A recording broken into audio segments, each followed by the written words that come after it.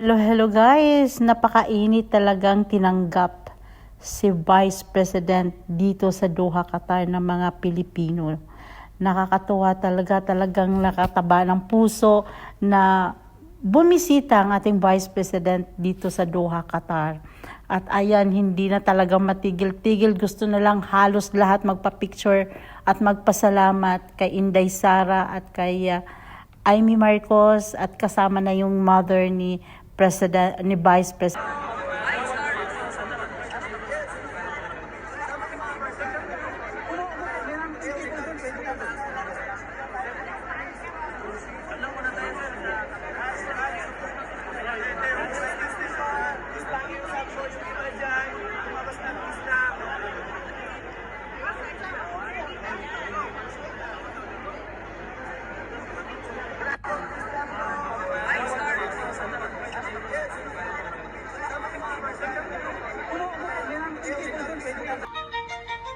Yeah, you could be the greatest, you could be the best, you could be the King Kong banging on his chest, you could beat the world, you could beat the war, you could top the clock, go banging on his door, you could throw your hands up, you could beat the clock, you could move a mountain.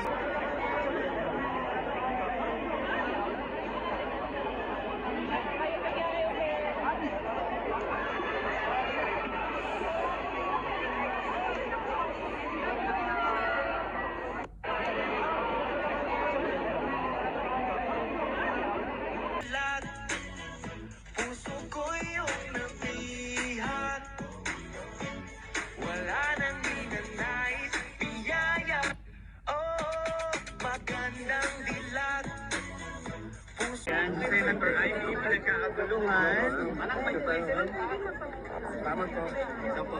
Bro, pabukas pinto, bro. Salamat po. Saan si Mami?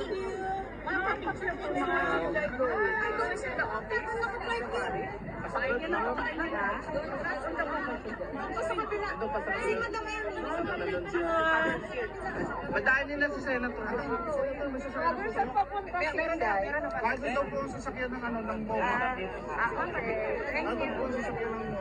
Okay, salamat. Ready na po yung Madam. Thank you po. Init. Dada.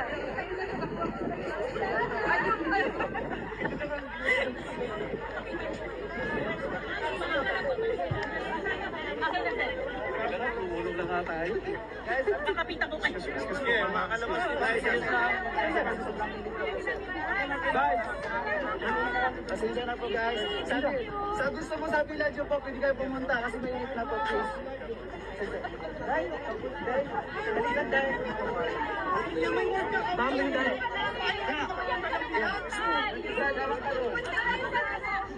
Andiyan ang Philippines ko, no?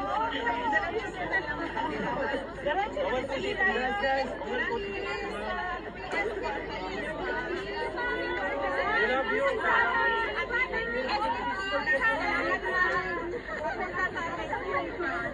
you.